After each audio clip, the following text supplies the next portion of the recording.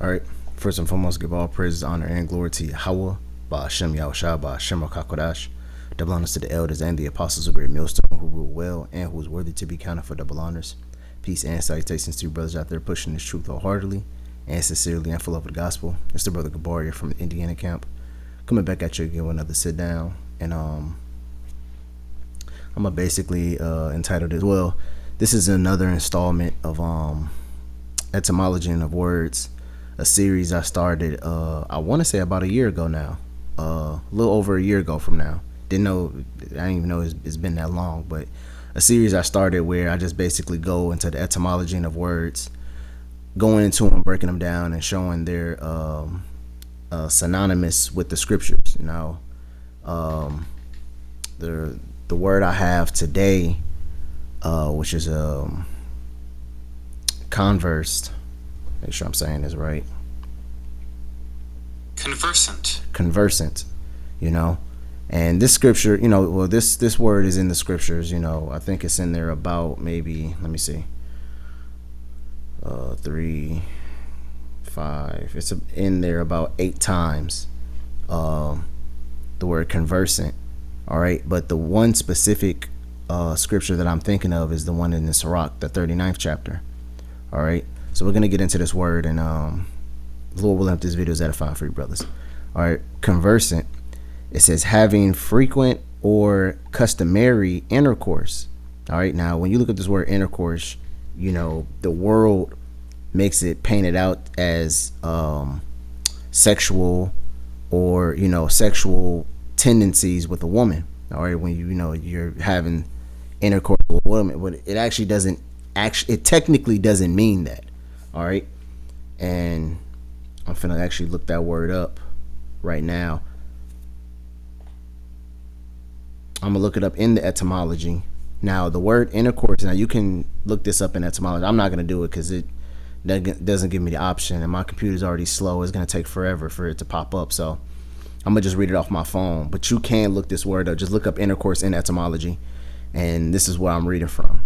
So the word intercourse goes and says communication to and fro. It says early exclusive. It says reference to trade. It says exchange, commerce, or communication. You see? So intercourse is just basically a dealing between one another. All right? It says a running between, an intervention. In medieval Latin, so it actually goes into intercommunication. All right? That's where the word intercourse comes from, intercommunication. All right? It says a run between, a mediator, but between, the word inter, which means between, and the word korira, which means to run. All right, so basically a conversation or a betwixt between two people. Now, if you look it up, let's go back and actually look it up. Now, I'm looking this one up in the this is the New Oxford American Dictionary. It says intercourse. It says communications or dealing between individuals or groups. You see? So that's what the actual word intercourse goes into. It's not a sexual it's not a sexual word that means you're dealing with a woman, the way that this world painted out to be. That's a form of newspeak. Oh yeah, me and him had intercourse. You'd be like, you and him had what? A person would think you're a sodomite if you was to go and tell him that. Oh yeah, me and him had an intercourse. But really, the word intercourse only goes into you having a communications or dealings with another person. All right. It says having frequent or customary intercourse, also acquainted by familiar use or study. You see, so what is it? Conversant goes into basically having a familiarity, or you studied it, or having a communication or a relationship between the two. All right. So if you're how can I say conversant with another person, that means you and that person are familiar, or you studied that person. The person's likes, the person's dislikes. So in the scripture, in Sirach the 31st, Sirach the 39th chapter, beginning at 1, I'm gonna read it. It says, "But he that giveth his mind to the law of the Most High, and is occupied in meditation thereof, will seek out the wisdom of all the ancient, and be occupied in prophecy." See, and this is the point right here. Once you're conversant in this truth, in this word, in the law, as the scripture just says, giving your mind unto the law of the Most High, you're gonna have no choice but to make yourself familiar or study the ancient and the way of the Lord. All right, let's continue on. It says, he will keep the sayings of the renowned men. It says, and where subtile parables are, he will be there also. He will seek out the secrets of the grave sentences, and be conversant in dark parables. You see, so you're basically getting familiar. You're looking towards the old and ancient ways. All right, the way we used to do things. All right. Going back to the top, it says, "He that giveth his mind to the law of the Most High, will be occupied in the meditation thereof." So you're going to be constantly thinking. All right. Now this also talks about this in the book of Wisdom of Solomon. It's saying, if you give your mind unto her, she shall torment you with her discipline. Where this is going to be the forefront of your mind always. You're always going to be constantly thinking about prophecy, always meditating in the sayings of Yahweh Shem Yahushua. Sometimes you might just wake up with a scripture on your brain. You don't know why you're just thinking of the scripture. It's just random. I'll do that frequently, where it's just for this one specific scripture. I find myself quoting this one specific scripture all day today. It could be a simple scripture I read 1,000,000 times. It could be a scripture I haven't heard, in a minute. It could be a scripture that I heard another brother say, and it just stuck with me. I'm like, damn, let me go read more into this scripture, But you also thinking about certain scriptures and what do they mean, certain breakdowns, and how you can go into it more. You meditating, which let's look at this word meditation right quick. I don't know why it doesn't search I'm gonna have to update this computer. The word meditation is a practice or training attention and awareness to active and mental clarity, emotion, calm, stability state involving. I want to get a little deeper, more into it.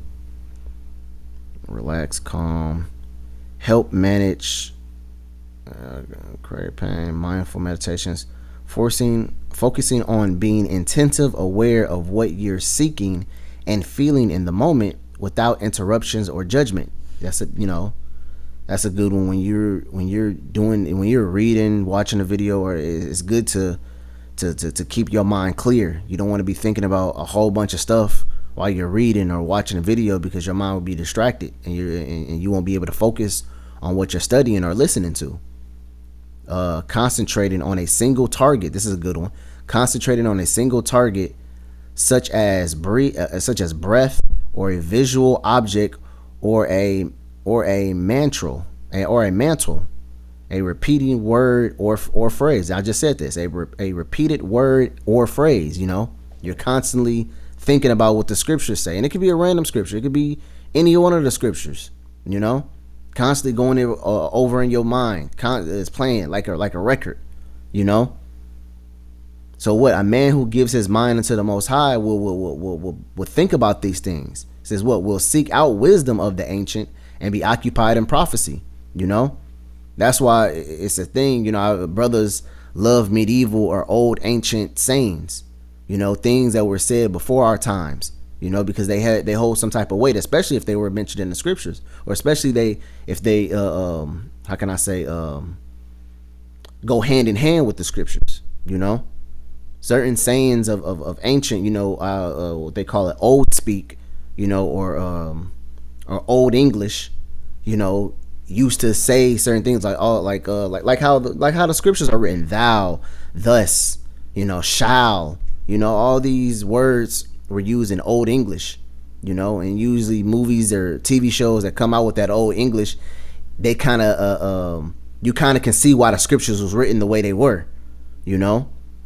Does thou mock me? Certain movies or TV shows are like that. You can see how certain things were said and their mannerisms back then. About how people got down, or how people like I said, yeah, the mannerisms. It says, verse 2, it says, he will seek the sayings of the renowned men. And we know the renowned men. Who, first of all, when you read the book of Genesis, who were the men of renown? Who were the giants?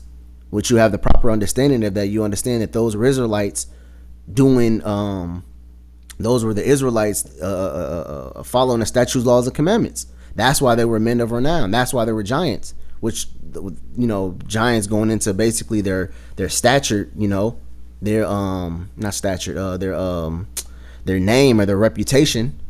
Basically being big. We say it today. Oh man, he got a big name. Drake is a big name. Drake will be a so-called giant because he has a renowned name around the world. But it says what he will keep the sayings of the renown. So what, you will keep the law. All right. It says, and where subtile parables, which what secret, subtile basically goes into the word secret or hidden. Yeah, I don't know why it's not. I used to look up a word and it used to pop up the little definition, but now it's not doing it no more. I don't know what the hell, but subtile, we already know what the word subtile means: slick, sly, secret. Secret parables are, he will be there also. Why? Because what, you're seeking and you're looking for the answers. So if there's a scripture you don't know about, if there's a dark saying that you want, guess what, you're gonna look and try to find the answers to that. The scriptures also talks about how when you have wise men around you, wear out the doorsteps of his house, basically get nigh unto him. Also it talks about the parables of the elders. Don't let the parables slip past you. So when you're around great men, when you're around elders, and when you're around ancient men, and you hearing them, how they converse, how they talk, you're supposed to sit there and absorb it in, study it, see how their mannerisms are, see how they act between one another. All right. That's what a man of understanding is going to do. A man that's controverse, what he's going to frequently be intercoursed with the customs, with the he's going to get familiar with the way that we used to do things. Because right now, we're trying to wash, us coming out of the world, we're trying to shave off a lot of worldly thoughts and behaviors that we had in the world. Now it's not going to come overnight, but we do it to the best of our abilities every single day. And the best thing and the best way we can do that is looking at ancient customs that we had and try to practice those. When the scriptures talks about, hey, listen, don't uplift yourself. You tell your friend, hey friend, go higher. The book of Sirach goes into a lot of mannerisms that you should have, about how to treat your parents. I think the third chapter or the second chapter goes about how to treat your parents, or how to treat a friend, As a matter of fact, I think it's in the book of Sirach where it says, listen, even if you and your friend has a falling out, you're still not supposed to out his secrets. You're supposed to keep his secrets, even if he becomes your enemy, you're still not supposed to out him or so-called expose him. If he told you something in secret, you don't go and blabber that all out, whether you are enemies or not. How to treat one another. It's the scriptures is all, the scriptures teaches us how to conduct ourselves. All right. Certain mannerisms that we have to shave off in order to reform ourselves in the way of Yahweh Bashim Yahushua, and that's what brought me to this scripture. It says in verse 3, it says he will seek out the secret of the grave sentences and be conversant in dark parables. All right. And we understand the dark parables is the deep, dark sayings of the scriptures, the things that are not easily just look, that's not going to be easily just read for face value. All right. Verse 4, it says, he shall serve amongst great men and appear before princes. He will travel through strange countries. It says, for he have tried the good and the evil amongst men. It says, he will give his heart to restore, to resort early to the Lord that made him. It says, and will pray before the Most High, and will open his mouth in prayer and make supplication for his sins. You see? And this is all what a man that's giving his mind over to the law, giving his mind to Yahweh Shem Yahshua is going to do. All right? He's going to get familiar, or he's going to what? Have intercourse with this, with these customs, with this book. And he's going to get, well, let's read more into it. It says to live with, keep company with, literally turn with about, with assimilated, from the calm, with, together. It says figuratively to turn. It says to turn, bend. You know, so what, you're gonna keep this, you're gonna keep this book, these sayings, these parables, you're gonna keep them nigh unto yourself, and you're gonna get real familiar with them. You know, where you know how to converse, and you know certain customs that we had back in the ancient world, knowing that you haven't, you know, grew up with some of these customs, that you haven't, you know, you've never done some of these, but what, through the studying and through you giving your mind unto the Lord, you're able to understand where these customs come from. You know, like one custom that I can think of off the top of my head is that we used to dye our garments in red dye. You know, matter of fact, that will help you better understand the scriptures. All right, when it talks about how Esau was red like a hairy garment, understand that what, we had a custom where we dipped our garments in red dye. You know, and when we said he was red like a hairy garment, we were comparing him to that to the color of the garment, not actual hair, but to what, saying that, hey, listen, this baby came out without pigmentation. You know, and certain customs and certain sayings will help you better understand the scriptures, like the word sport. You look up the word sport, you thinking that, you know, now you were thinking that, oh, well, they was playing football and basketball back then. Well, no, the word sport goes into the word mockery, you know, where you making fun of somebody. You know, you can think about when you read of Samson, when the Philistines had made sport of him. That actually is in the scriptures. It says that. They said, let's come and make sport of him, which means what? Make fun of him and mock him. You know? Also the word gay. Now the word gay is actually in the scriptures, where it says, he that weareth the gay apparel, which the word gay only goes into the word happy. All right? See, all of these words, all of these customs, all of these sayings, once you get familiar and once you get intercourse, a relationship between it, it will help you understand, and it will help you converse the Bible that much more better. All right. That's why, you know, that's the reason why I brought this word out, because basing it off this scripture, what you need to learn certain things, and how do we deal with one another, how do we handle certain situations. You know, that's why we have certain accounts that we look back in the book of Acts, in the book of Joshua, in the book of Judges, when certain situations came about, certain leaders of our people, they handled it a certain way. And those were examples, like the scripture says, what, the things that are written before time was written for our learning. Those things were examples for us to learn how to deal now. So where if a situation has popped up, we have a guide, we have the answers on how to handle that situation. We're not just left out in the dark and have to figure it out for ourselves, you know? In every little situation that we go through, best believe there's a scripture to deal with it. Whether it's with your woman, whether it's animosity in the camp, whether it's a brother and another brother having at it, all right?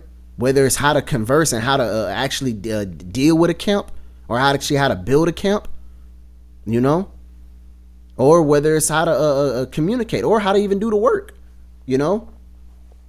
Scriptures talks about, hey, listen, the Lord gave us straight commandments, to how to receive for us not to receive punishment. So he's set up certain examples and certain ways for us to follow after that. All right. And it's our job to take on these ways and perfect them and to keep it going. All right. So that's the word conversant, goes basically into what? Being familiar, being frequently and accustomed to. All right. Being intercourse, which we understand the word intercourse goes into what? Conversation or a dealing between two individuals. It doesn't just mean sex and you dealing with a woman or you putting your penis in something. That's the new speak word of it. All right. But what? To be also familiar and also to study. You see? So if we were to use this word study in this scripture, it would say what? It says, verse 3, it says, he will seek out the secret of grave sentences and be studied in dark parables. You see? Or to what? Be familiar in dark parables. To be frequent, to be having frequent or accustomed intercourse, a conversation, a dealing between the dark parables. You see? You can use any of these words to basically show that this is how you supposed to live. This is how you're supposed to look upon the truth. Be familiar with it. It talks about in the book of Proverbs, the 5th chapter, how you should always be ravished with her love. It's talking about wisdom. Like a chaste roe, you should always be on her, holding her, be satisfied with her breast always, just as much as you. And it's comparing her to a woman because what? Men love women, especially Jake, man.